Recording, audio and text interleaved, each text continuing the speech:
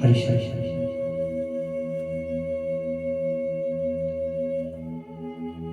परम कारुणिक भगवान श्री हरि के दिव्य चरण कमल में सदैव दंडवत। कथा प्रसंग विशेष पर आवाहित स्थापित एवं पूजित देव स्वरूपों को नमन करते हुए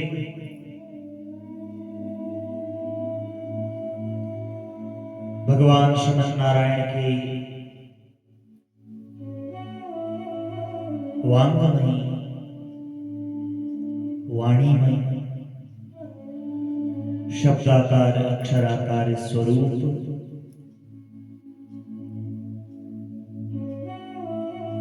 श्री गर्ग संहिता के इस पावनी कथा ज्ञान गंगा यज्ञ सत्र के इस पवित्रतम दिवस में समवेत आचार्यगण, भक्तिमती माताओं एवं आप सभी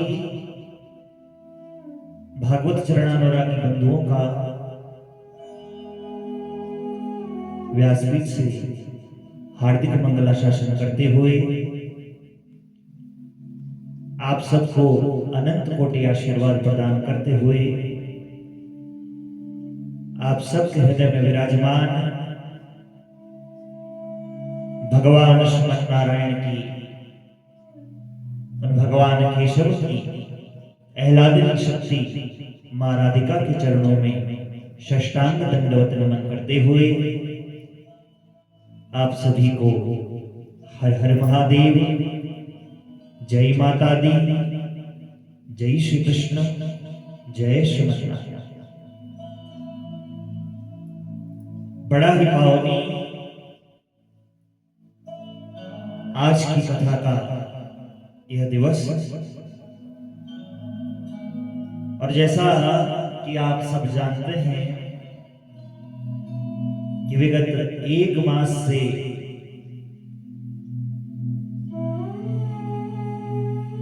हम आप सब परम पावनी परम मोक्षदायिनी श्री गर्ग जी महाराज के द्वारा रचित प्रिया प्रियतम के अनूठे प्रेम को प्रदर्शित करने वाली श्री गर्ग संहिता का श्रवण लाभ ले रहे हैं।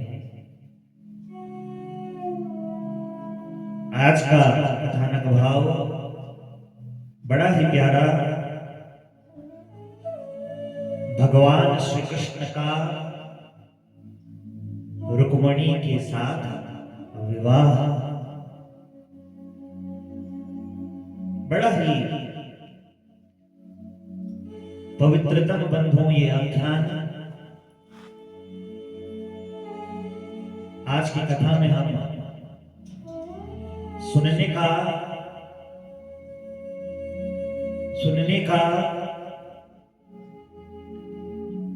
ये प्रयास करेंगे, जानने का प्रयास करेंगे। नीचे गेट पर बुलाया है, जानने का प्रयास करेंगे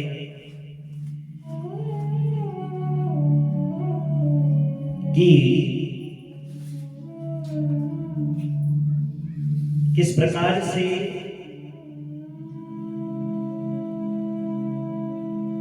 उन श्री कृष्ण भगवान और लक्ष्मी स्वरूपा उन रुक्मणी माता का विवाह का जो कार्यक्रम है वह संपादित हुआ। किस रीति से, किस विधि से उन परिपूर्णतम भगवान श्री कृष्णचंद्र जी के द्वारा माता रुक्मणी का हरण किया गया, किस प्रकार से हरण के उपरांत भगवान ने सब राजाओं को जीतकर हर्षोल्लास पूर्वक माता राधिका के साथ, माता रुक्मणी के साथ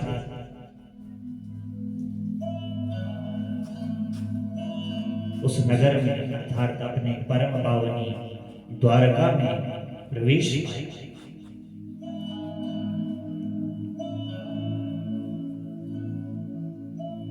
श्री गर्ग संहिता की द्वारका खंड में चौथे अध्याय में प्रवेश करें। श्री नारद जी महाराज जो प्रमुख वक्ता के रूप में वहां पर विराजमान हैं और श्री बहुलाश्व जी महाराज जो प्रमुख श्रोता के रूप में विराजमान हैं। नारद जी कह रहे हैं, अथ श्री कृष्ण देवस्य विवाहं शृणु मैथिल सर्वपापहरं पुण्यं चतुर्वर्गफलप्रदं सर्वपापहरं पुण्यं चतुर्वर्गफलप्रदं। नारद जी ने राजा बहुलाश्व से कहा, अथ श्री कृष्ण देवस्य विवाहं शृणु मैथिलम्। हे बहुलाश्व, अब तुम भगवान श्री कृष्ण के विवाह का वृत्तांत सुनो। सर्व पाप हरम पुण्यम चतुर्वर्ग फल प्रदम, जो सब पापों को हर लेने वाला है, पुण्य जनक है, और जो धर्म अर्थ काम मोक्ष ये जो चतुर्वर्ग में जो साधन हैं इनके फलों को ये प्रदान करने वाला है। बोलो कृष्ण चंद्र भगवान की जय हो। रुक्मणी मैया की जय हो।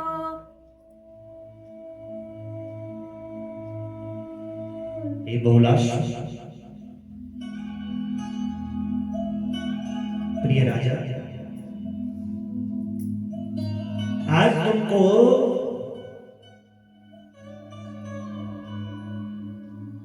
उस परम पुरुष के विवाह की जो अव्यक्त होते हुए भी स्वयं को व्यक्त स्वरूप में प्रकट करता है,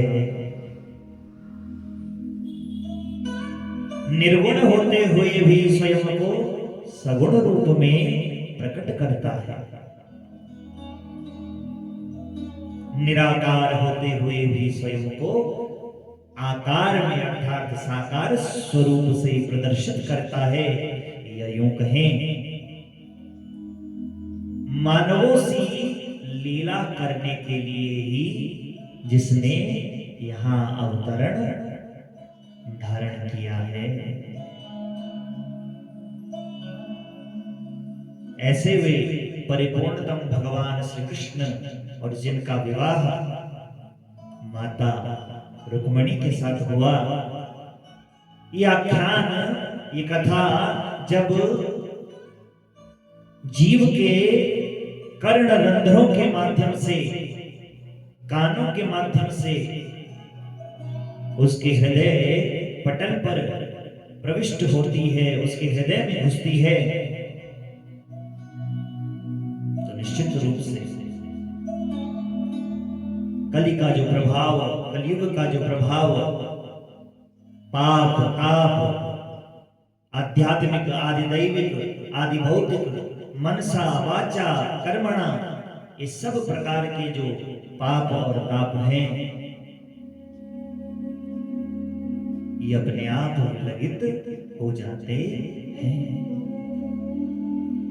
और चारों प्रकार के जो पुरुषार्थ हैं, क्योंकि समझने का बंधुओं हम थोड़ा प्रयास करें।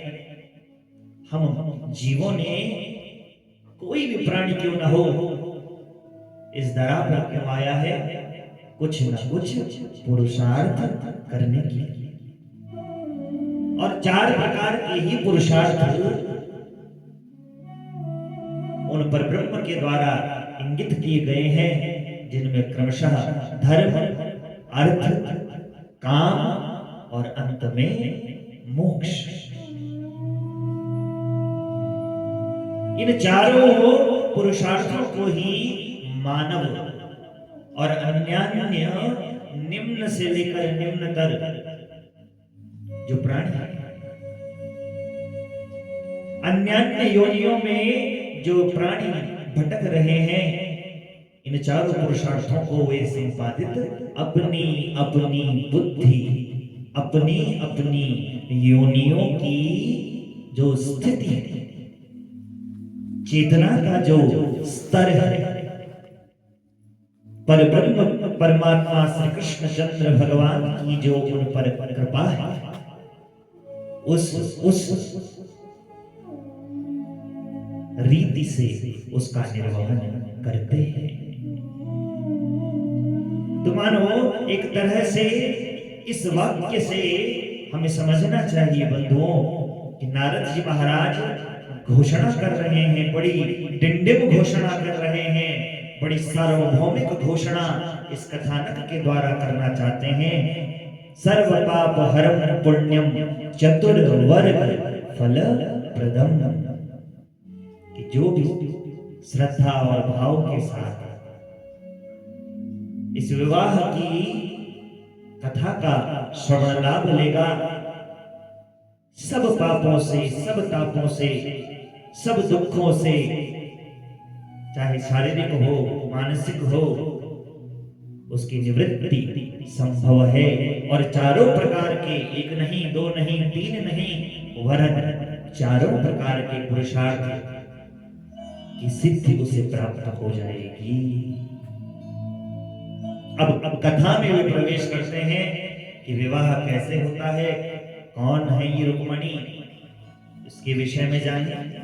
नारद जी कह रहे हैं, भीष्म को नाम राजा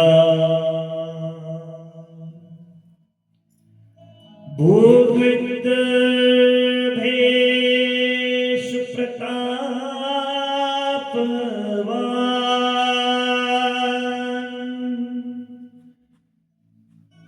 कुंडिनी नाधिपति श्रीमान सर्वधर्म विदाम्बरः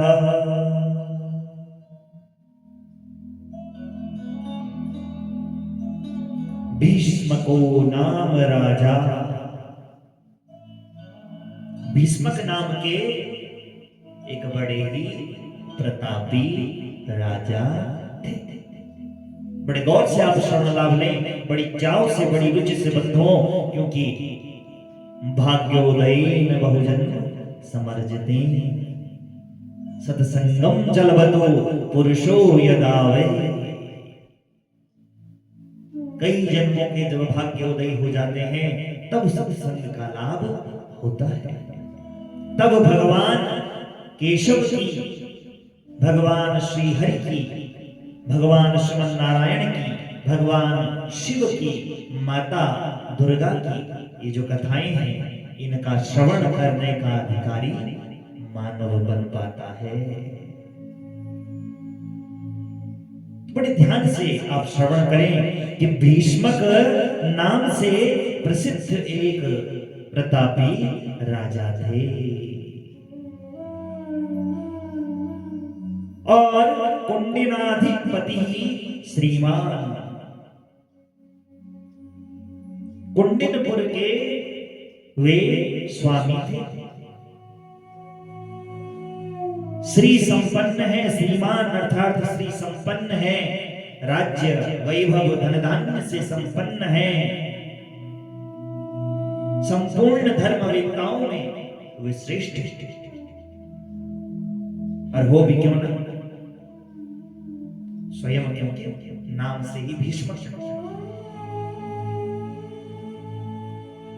और इन भीष्म की बंधुओं गरिमा और भी तब बढ़ जाती है, चार चांद इनकी गरिमा में लग जाते हैं। धर्मवेत्ताओं में तो ये श्रेष्ठ हैं ही, लेकिन वो कहते हैं ना कि सोने पर सुहागा वाली बात, श्रीहरि की कुछ ऐसी कृपा इन पर होती है कि रुक्मणी तत्सुता जाता, रुक्मणी तत्सुता जाता, श्रियो मात्राति सुंदरी,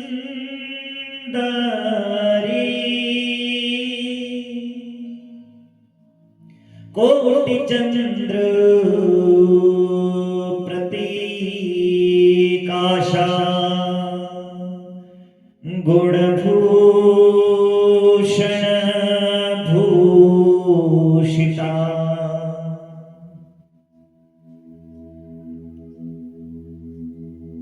बड़े दानी हैं, बड़े धर्मी हैं, मोक्ष की कामना करते हैं, लेकिन इनकी प्रसिद्धि में चार चांद तब लग जाते हैं जब इनके घर में एक कन्या का जन्म होता है। और वो कन्या कौन है? रुक्मणी तत्सुता जाता। उनकी रुक्मणी नाम की एक कन्या हुई। बोलो रुक्मणी माता की जय हो। बोलो रुक्मणी माता की जय हो। बोलो रुक्मणी माता की जय हो। श्रियो मात्रा सुंदरी, बहुत सुंदरी है वो, लक्ष्मी जी का साक्षात क्योंकि अंश है, साक्षात लक्ष्मी है। वो इतनी सुंदर है, कोटि चंद्र प्रतीकाश, गुण भूषण भूषिता। ये बहुलाश्व, वो इतनी सुंदर है, उनका दैदीप्यमान जाज्वल्यमान जो आभा मंडल है कि उसके सामने कोटि चंद्र प्रतीकाशा, करोड़ों चंद्रमा भी उसके सामने फीके लगते हैं। वह सद्गुण रूपी आभूषणों से सदैव विभूषित रहती थी। सद्गुण रूपी आभूषणों से, एक है बाह्य आभूषण, आप जो गहने इत्यादि माताएं शरीर पर धारण करती हैं, लेकिन उससे भी बड़ा जो गहना है एक स्त्री का। जिन गहनों के विषय में मां रुक्मिणी की यहां पर बात की गई है कि वह सद्गुण रूपी आभूषणों से विभूषित रहती थी। कहने का आशय, एक स्त्री का जो सबसे बड़ा गहना है वह है सद्गुण, अच्छे गुणों का उसमें पाया जाना। तो ये जो रुक्मिणी मैया है, साक्षात हे बहुलाश्व लक्ष्मी का अंश है, लक्ष्मी मैया है। और बड़ी प्यारी है, आभा मंडल बड़ा दिव्य है, करोड़ों चंद्रमाओं की जो राशि है करोड़ों चंद्रमाओं का जो तेज पुंज है, मानो वह उसमें घनीभूत एकत्रीकृत हो गया हो। अब नारद जी यहां पर कहते हैं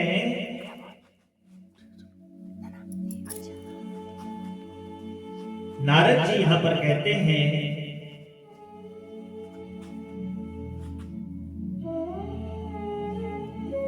कि बहुत पहले की बात है,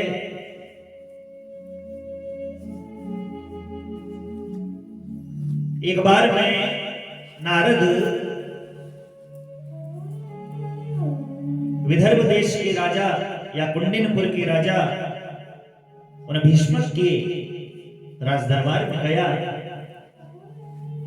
उन श्रीहरि की ही प्रेरणा से, क्योंकि मैं तो उनका मन ये आप जानते हैं बंधुओं कि नारद जी को उन भगवान श्रीमन नारायण का, उन श्री कृष्ण का मन कहा जाता है। अर्थात भगवान श्री कृष्ण जो सोचते हैं, भगवान श्रीमन नारायण जो सोचते हैं, जो संकल्प, जो विचार उनके मन में आता है, तुरंत उसकी पूर्ति उन ज्ञान शिरोमणि, उन महर्षि नारद जी के द्वारा की जाती है। तो उन श्रीहरि के संकल्पानुसार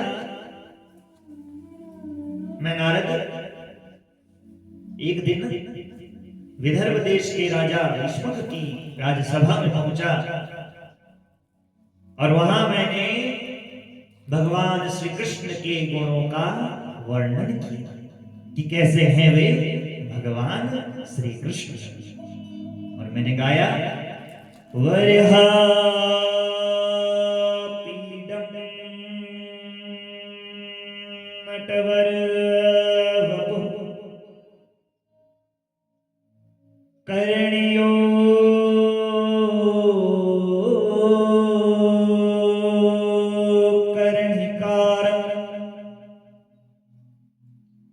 विभ्रद्वासः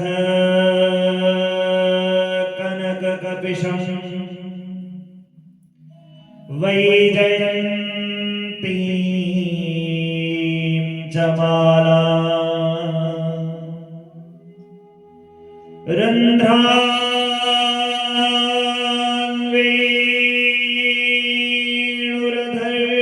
वेणुरधरसुधया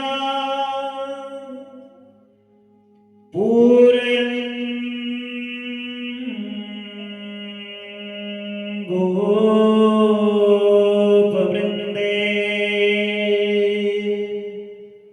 वृन्दारण्यं स्वपदनमनं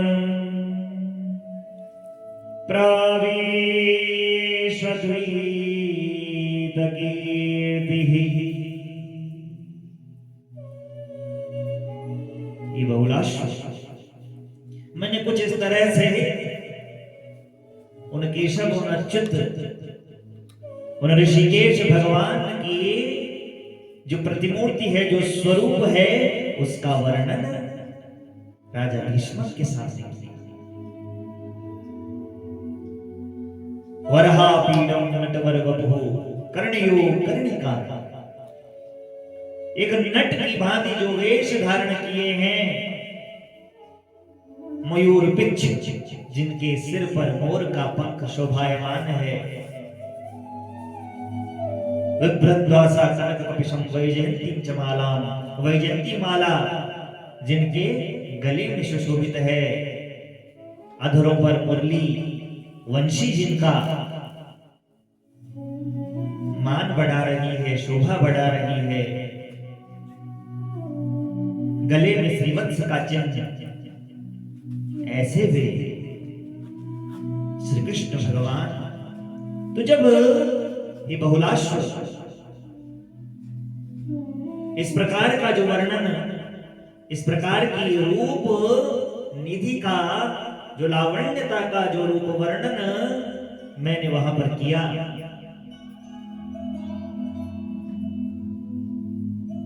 तो रुक्मिणी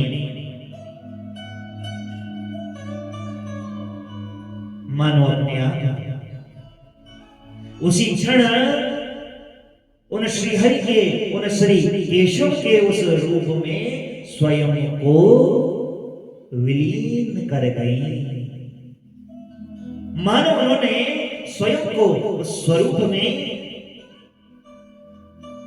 घोल लिया, आत्मसात मानो उन्होंने उस स्वरूप का कर लिया। और एक शपथ आज रुक्मिणी ने मन ही मन ले ली कि मैं अब विवाह करूंगी तो सिर्फ और सिर्फ भगवान कृष्ण से ही करूंगी। और इधर जो राजा भीष्मक हैं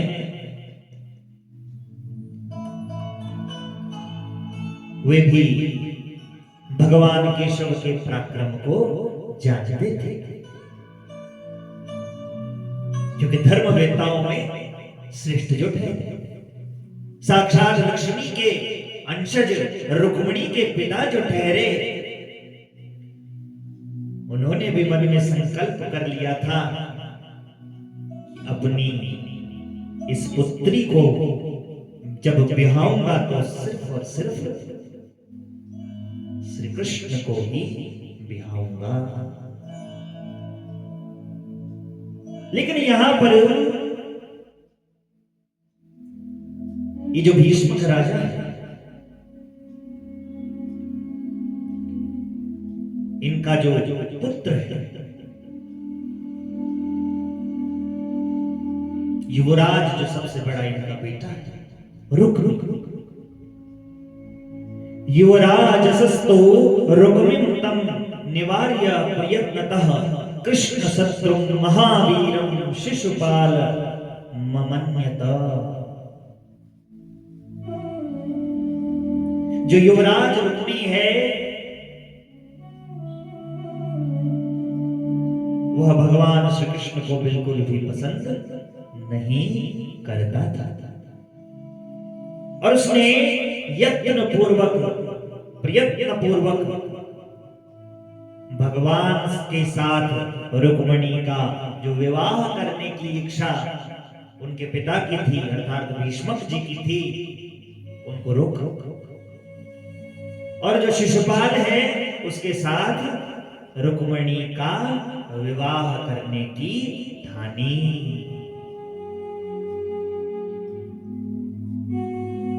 हे बहुलाश्व,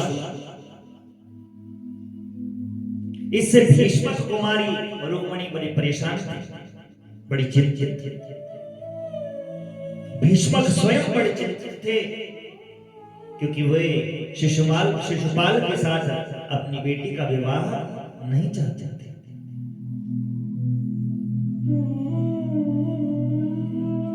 अब जब कोई रास्ता न दिखा, बिल्कुल विवाह का समय निकट आ गया, तो रुक्मिणी मैया ने एक ब्राह्मण को दूत बनाकर एक पत्र के माध्यम से अपनी मन की स्थिति को उन गोविंद के चरणों में समर्पित करते हुए उन ब्राह्मण देवता के हाथों वो पत्र भेजा और अपने मन की स्थिति को बतलाया, पूरा ब्यौरा उसमें दिया कि हे गोविंद, आप शीघ्रातिशीघ्र मुझे यहां से लेकर जाइए। मैं शिशुपाल से कदापि विवाह नहीं कर सकती। बड़े शोक में डूबकर मां लिख रही हैं, मां चैत्यः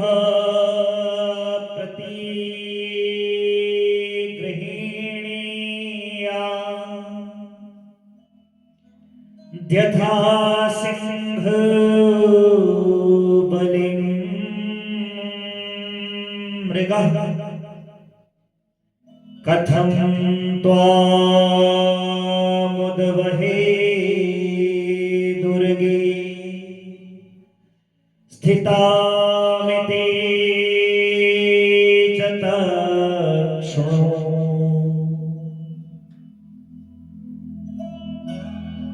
इस पत्र में बड़ा ही मार्मिक भाव प्रदर्शित किया गया है।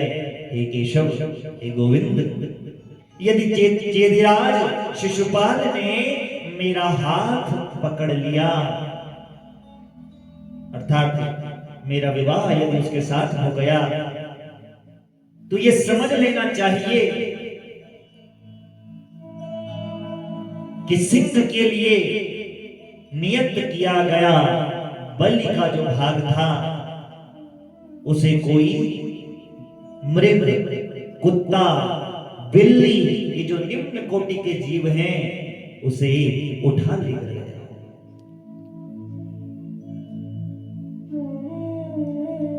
इसलिए हे केशव, आप आए और मेरा पानी ग्रहण करें, मुझसे विवाह करें। और यदि केशव आपके मन में ऐसा विचार आ रहा हो कि मैं इसे कैसे प्राप्त करूं, तो इसके विषय में भी मैं आपको एक हल बतलाती हूं, इस समस्या का समाधान बतलाती हूं कि हमारे यहां कुल प्रथा के अनुसार विवाह के एक दिन पूर्व जिस राजकुमारी का विवाह होना होता है, वो कुलदेवी के मंदिर को जाती है और ये यात्रा बड़ी धूमधाम से की जाती है। प्रभु, आप वहीं से मुझे अपने साथ ले लें, वहीं से आप मेरा हरण कर लें। श्री नारद जी कहते हैं, ब्राह्मण के मुख से ये सब कुछ सुनकर भगवान ने तुरंत ही अपने साथी दारुक को कहा, हे दारुक, शीघ्र ही मेरा रथ जोतकर तैयार करो। और आप जानते हैं बंधुओं, भगवान के रथ के जो 4 अश्व हैं, कर्मशः शैव्य नाम का अश्व, सुग्रीव नाम का अश्व, मेघपुष्प नाम का अश्व और बलवाहक नाम का अश्व, बलाहक नाम का अश्व। शैव्य, सुग्रीव, मेघपुष्प और बलाहक, ये जो 4 अश्व हैं, आज ये जुट चुके हैं भगवान के उस रत्न जटित सिंहासन रथ पर। और मन के वेग से तीव्र चलने वाले इस रथ से भगवान ब्राह्मण को साथ लिए कुंडिनपुर की ओर रवाना हुए।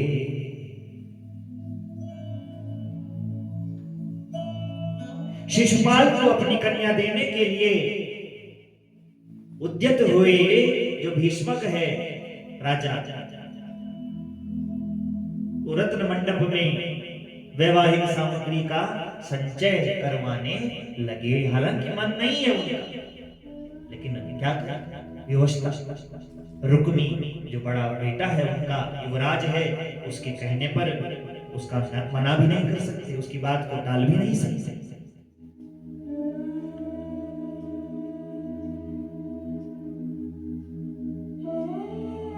जब भीष्मक ने सुना कि भगवान कृष्ण आए हैं, उनका स्वागत किया, सत्कार किया, वो भगत की। जब बलदेव जी को बंधुओं पीछे पता चला था कि ब्राह्मण आए थे कुंडिनपुर से और मेरा छोटा भाई अकेले निकल पड़ा, वो भी कुछ यादवों की सेना को लेकर पीछे पीछे कुंडिनपुर के लिए हो निकले। अब इधर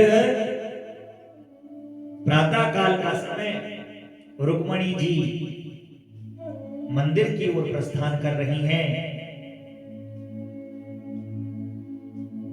मन में वही संकल्प विकल्प उठ रहे हैं, हे विधाता, हे गौरी मां, मुझे लगता है कि वे यदुकुल नंदन श्री कृष्ण चंद्र भगवान निश्चय ही मुझ में दोष को देखते होंगे, तभी तो मुझे लेने के लिए अभी तक नहीं दिखलाई दे रहे। और वे ब्राह्मण देवता भी अभी तक वापस नहीं आए जिन्हें मैंने वहां भेजा था। मन काल ने, समय ने ही आज मुझसे मुंह अपना फेर लिया। चिंता में पड़ी है भीष्मक राजकुमारी भीष्मक राजकुमारी रुक्मिणी। उसी समय भगवान श्री कृष्ण के साथ जो ब्राह्मण आए थे, वो ब्राह्मण तत्काल वहां पहुंचे और भगवान श्री कृष्ण के आगमन संबंधी समाचार को उन्होंने माता रुक्मिणी के सामने निवेदित किया। माता रुक्मिणी के सामने सब कुछ समाचार निवेदित किया और उन्हें ढाढ़स बताया कि अब सब कुछ अच्छा होगा। धीरे धीरे समय बीत रहा है। माता मंदिर की ओर बढ़ रही हैं, मंदिर के भीतर प्रवेश करती हैं। माता गौरी से मांगने का प्रयास करती हैं कि मुझे केशव ही पति रूप में चाहिए। बायां अंग भड़कने लगता है, मानो स्वीकृति मिल रही है, सब शुभ होने वाला है। जैसे ही माता बाहर निकलती हैं, महामाया फैल जाती है चारों ओर। जो सैनिक साथ में आए हैं रुक्मिणी जी के उस स्वरूप को देखकर, रुक्मिणी मैया के उस कोटि चंद्रमंडल की कांति को देखते हुए सब मोहित हो गए, काम संचार में हो गया। वे ज्यों के त्यों स्थिर हो गए और जैसे ही ये स्थिर हुए, भगवान को ये मौका मिला और भगवान ने तत्क्षण मां रुक्मिणी को उस रथ पर बिठाया और वहां से मन से तेज गति वाले चलने वाले जो घोड़े थे उन पर बिठाकर माता को लेकर चले। द्वारिका की ओर प्रस्थान कर रहे हैं। जैसे ही ये बात रुक्मी इत्यादि, शिशुपाल इत्यादि, शाल्व इत्यादि राजाओं को पता चलती है, वे भी अपने अपने कवचों को धारण करके भगवान के पीछे हो लेते हैं। इधर से बलराम जी भी यादवों की सेना को लेकर उस स्थान पर पहुंच चुके हैं। बड़ा भयानक वहां पर युद्ध होता है।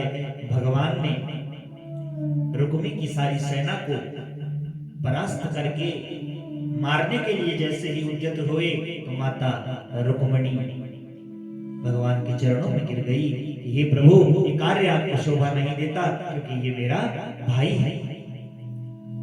बलदेव जी ने भी समझाया कि ये कार्य तुम्हें शोभा नहीं देता जो तुम कर चुके हो।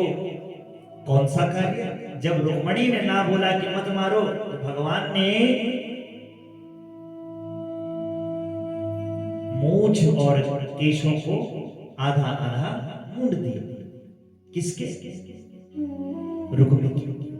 तो बलदेव जी ने कहा कि तुमने ये अच्छा नहीं किया, अपने संबंधियों के साथ ऐसा व्यवहार कदापि शोभा नहीं देता। फिर वहां से बड़ी प्रसन्नता के साथ भगवान माता रुक्मिणी के साथ द्वारका में प्रविष्ट हुए। हर्षोल्लास के साथ द्वारका वासियों ने भगवान का स्वागत किया।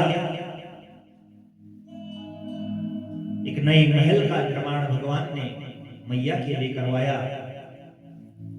और अपने वैवाहिक जीवन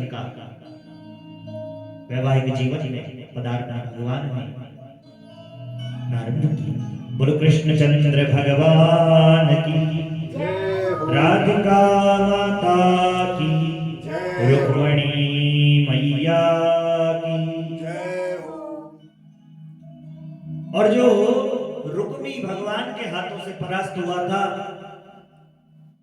तो अपने नगर से जब वो चला था युद्ध करने के लिए भगवान से, उसने वहां सौगंध खाई थी कि मेरी बहन का जो ऐसे हरण करके ले गया उसका वध मैं निश्चित करके ही लौटूंगा। अगर न वध कर सका तो दोबारा कभी भी कि इस नगर में अर्थात कुंडिनपुर में, इस विदर्भ देश में मैं दोबारा पैर नहीं रखूंगा।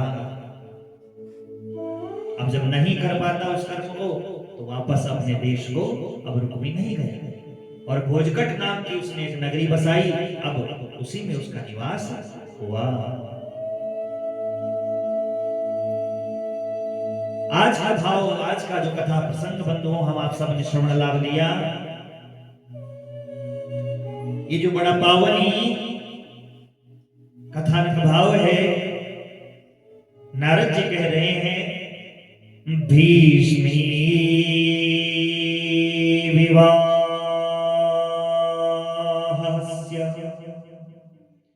कथा विचित्रा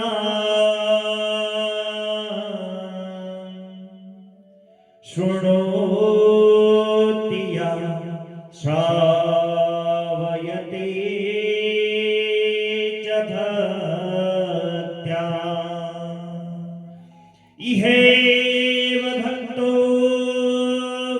विभवेन युक्ता सैव मुक्तिं प्रतियाति मुक्तः सैव मुक्तिं प्रतियाति मुक्तः। भैष्मी विवाहस्य कथा विचित्रा, भीष्म नंदनी रुक्मणी के विवाह की इस विचित्र कथा को जो भगवान ने राक्षस विवाह की जो प्रणाली है, राक्षस विधि,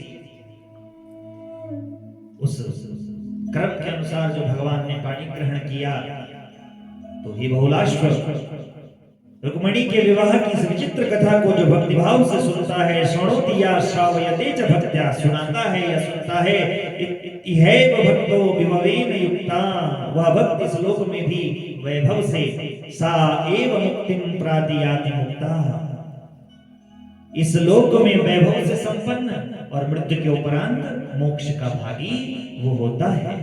बोलो कृष्ण चंद्र भगवान की, गर्ग सहिता की, रुक्मणी मैया की, द्वारिका खंड की,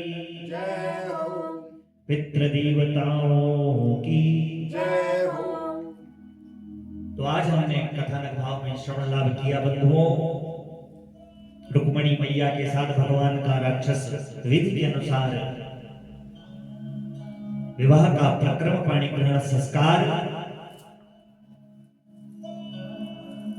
निश्चित रूप से भगवान केशव की लीला कथाओं का जो श्रवण लाभ शांत धैर्यपूर्ण चित्त से करते हैं, मोक्ष की प्राप्ति, भगवान की शरणागति मिलती ही मिलती है। तो इसी परम भावना के साथ विश्राम की ये पावनी वेला आप सभी भागवत शरणानुरागी बंधुओं का व्यासपीठ से हार्दिक मंगला शासन करते हुए आप सब को अनंत कोटि आशीर्वाद प्रदान करते हुए आप सबके हृदय में विराजमान भगवान श्रीमन नारायण, भगवान केशव, भगवान चित्त की आह्लादनी शक्ति मां राधिका के चरणों में साष्टांग दंडवत नमन करते हुए आप सभी को हर हर महादेव, जय माता दी, जय श्री कृष्ण, जय श्रीमन नारायण, जय श्री राधे। बोलो कृष्ण चंद्र भगवान की जय हो, श्री गर्ग संहिता की जय हो, द्वारका खंड की जय हो, राधिका मैया की जय हो, रुक्मणी मैया की जय हो, कालनाथ भैरव भगवान की जय हो, श्रीमद् भागवत महापुराण की जय हो, वेद व्यास भगवान की जय हो, श्री शुभजी महाराज